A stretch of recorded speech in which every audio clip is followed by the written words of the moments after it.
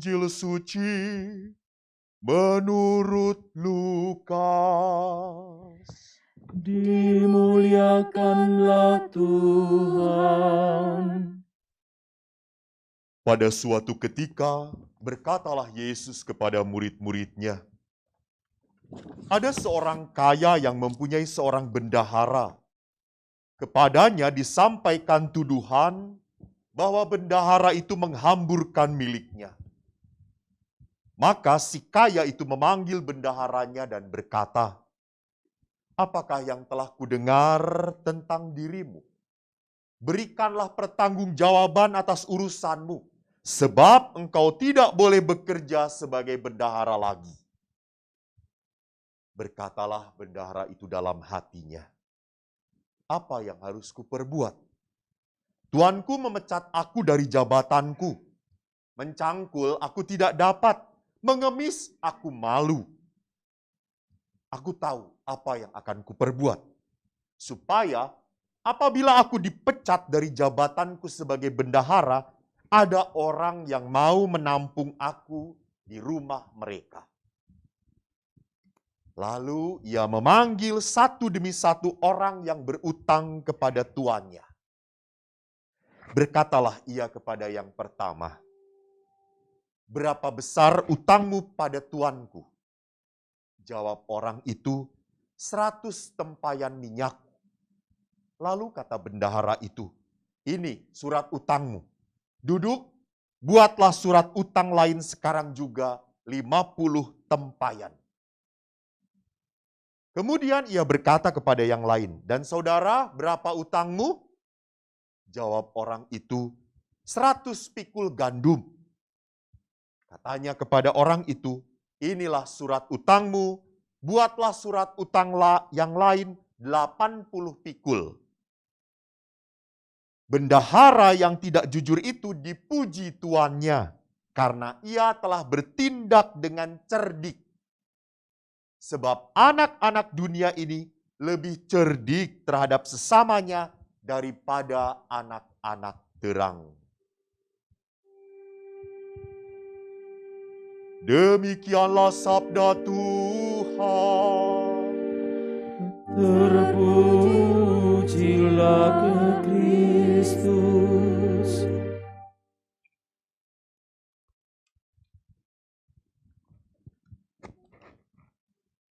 Saudara-saudariku yang terkasih, saya pernah mendengar keluhan seorang bapak tentang kehidupannya. Dia berkata, "Dulu waktu saya muda, saya hidup dalam kekurangan. Mau beli apapun, mau makan apapun, saya tahan-tahan. Karena tidak punya uang untuk membelinya. Saya hanya bisa ngiler dan iri pada orang-orang yang punya duit. Nah sekarang Romo, saya sudah tua. Syukur kepada Allah saya diberkati. Saya punya segala-galanya. Anak-anak pun sudah sukses. Uang saya berkelimpahan. Tapi saya pun tidak bisa beli apa-apa. Karena kalau beli pun tidak bisa pakai.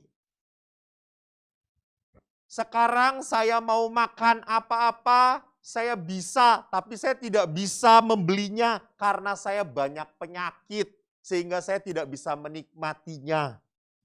Dan akhirnya saya juga ngiler. Iri ngelihat orang-orang muda yang masih kuat, kekar, masih bisa makan apapun dan mau apapun bisa dilakukan. Inilah tragedi kehidupan saudara-saudariku. Bagaimana manusia berhadapan dengan berkat Allah, dengan materi, dengan uang. Maka penginjil Lukas di bab 16 secara khusus berbicara tentang bagaimana kita bersikap terhadap harta kekayaan, berkat, khususnya uang secara benar. Karena penggunaan uang menggunakan harta ini kadang-kadang adalah godaan utama. Godaan utama untuk apa? Di dalam pengabdian kita kepada Allah.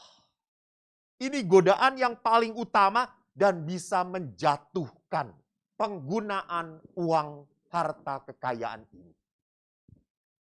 Kenapa? Karena kita harus merefleksikan.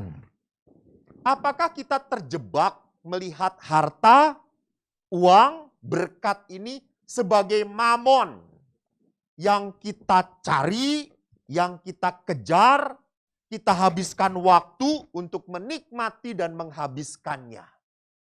Dan kita tidak punya waktu untuk mencintai Allah dengan segenap pikiran, hati, akal budi, dan dengan segenap kekuatan. Ini jadi mamon. Akhirnya bukan Allah yang pemberi berkat itu yang kita sembah, yang kita cari, yang kita habiskan waktu, tetapi terbalik. Kita menghabiskan waktu untuk menikmati berkat, bukan menikmati relasi dengan sang pemberi berkat. Ini yang gak benar. Maka penginjil Lukas menarik sekali memperlihatkan, bercerita. Lukas itu di tempat ini tidak bercerita tentang perumpamaan, tidak. Dia cerita kisah. Maka Lukas berkata, bersikaplah seperti bendahara yang, katakanlah tadi dikatakan di situ bahwa bendahara tidak jujur. Tetapi tuannya berkata dia cerdik. Kenapa bendahara ini cerdik? Dia berkata nanti kalau dipecat saya tidak bisa apa-apa. Kerja nggak bisa, mengemis malu.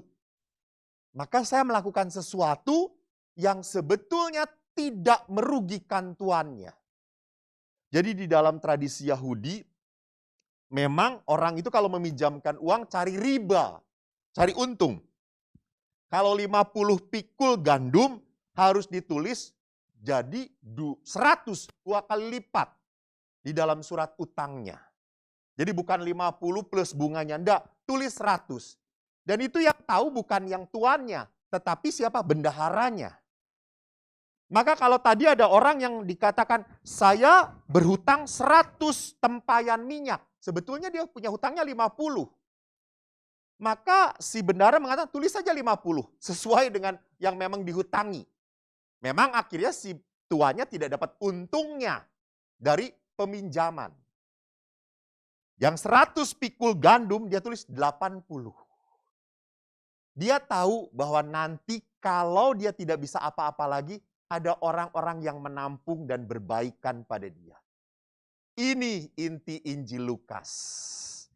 Lukas mau mengatakan kalau anak-anak dunia aja pinter, maka kita sebagai anak-anak Tuhan harus secerdik bendahara itu.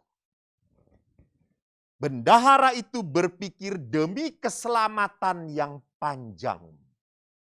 Demi keselamatan nanti. Nah ini yang mau diangkat oleh Lukas. Lukas ingin menyampaikan kita harus menjadi pribadi-pribadi yang memikirkan hidup untuk masa depan kita. Tentu bukan mau mengatakan Lukas itu masa depannya adalah besok 5-10 tahun lagi. Lukas berbicara tentang kehidupan kekal. Maka di dalam bab 16, kalau secara padat kita tadi hanya beberapa ayat, di dalam bab 16 Lukas menawarkan sikap yang benar terhadap apa? Terhadap harta, berkat, uang. Pertama, Lukas mengatakan, marilah kita mengelola harta berkat ini dengan bijaksana. Artinya, bijaksana itu kita sadar, berkat harta itu adalah milik Tuhan. Milik Tuhan, diberikan kepada kita. Jadi kalau milik Tuhan itu, berkat itu milik Tuhan, artinya bisa ada sekarang, bisa hilang besok. Demikian juga kehidupan, demikian juga kesehatan. Tidak ada di dunia ini yang bisa kita nikmati sepanjang segala abad. Amin. Selain kasih Tuhan. Jadi kalau apa yang diberikan oleh Allah bisa come and go, datang dan pergi, maka berbijaksanalah menikmatinya. Maka saya selalu mengatakan kepada kalau ada oma-oma gitu ya, yang kadang-kadang ngomong, Romo, saya ini sudah tua, mau ngapain lagi? Anak-anak itu sudah besar-besar, sudah punya keluarganya sendiri-sendiri. Saya sendirian mau ngapain ya Romo ya? Gitu ya. Ya mbok doa oma, doa sudah rosario. Ya kalau sudah tua itu minimal sehari ya jangan 1 kali rosario, 5-10 kali. Untuk mendoakan siapa Romo? Ya doakan cucu-cucu, anak-anak, usaha mereka, keluarga mereka. Jadi orang itu sudah tua bukan berarti tidak punya makna. Justru Bapak Paulus mengingatkan, di saat engkau menjadi tua, kau harus menjadi seorang pendoa bagi anak-anakmu. Jadi lihat di sini, masa tua ini bukan masa yang tidak ada gunanya. Maka di sini dikatakan mengelola berkat Allah, waktu yang diberikan Allah dengan bijaksana. Yang kedua, harta, benda itu bisa dipakai untuk yang baik, bisa dipakai untuk yang jahat, bisa. Dan Allah mengatakan harta itu harus dipakai untuk membangun kerajaan Allah. Membangun kerajaan Allah. Saya senang sekali bahwa pada saat ada orang-orang yang mengeluh pada saya, Romo, kami kekurangan dana, nggak bisa apa-apa, apakah Romo bisa bantu? Lalu saya lihat, saya selidiki, betul nggak punya. Saya telepon kepada saudaraku yang punya. Sekarang Romo, saya kirim. Sekarang Romo, saya bantu. Ini lihat.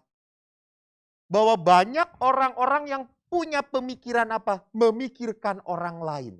Saya punya lebih, kenapa tidak diberikan kepada orang-orang yang berkekurangan?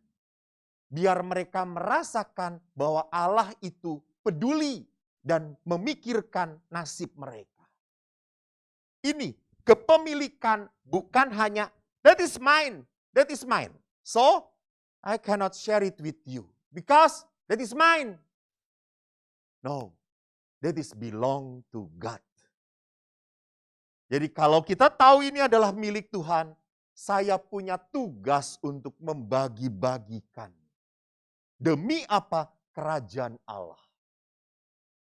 Jadi saudaraku, jangan sampai kerajaan Allah ini tidak berdiri karena kepelitan Anda. Karena Anda begitu hanya memikirkan diri sendiri saja.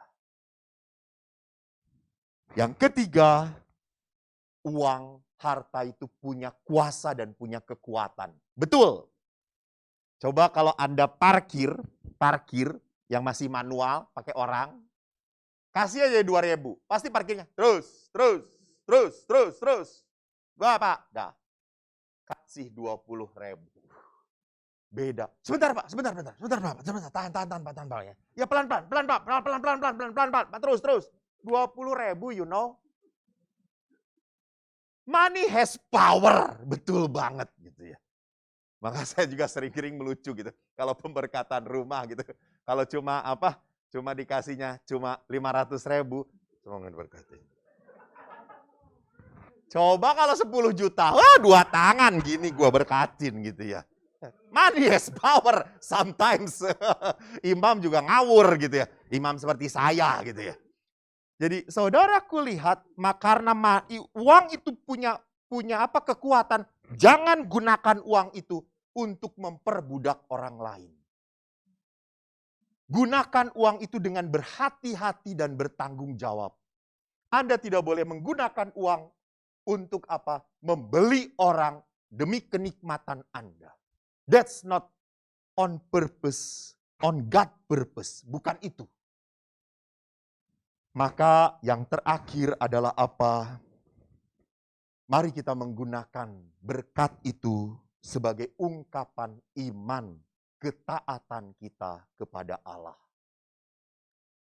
Maka pada saat kita menggunakan berkat Allah untuk ungkapan iman dan ketaatan, kita lihat seperti Paulus dalam bacaan pertama. Ia habiskan waktu untuk apa? Membangun kerajaan Allah dan memperkenalkan Kristus kepada siapapun. Saudaraku, kita, Anda dan saya dipanggil untuk mewartakan Kristus dan membangun kerajaan Allah di tempat kita berada. Mari kita menjadi manusia bijak dalam mengelola berkat Tuhan.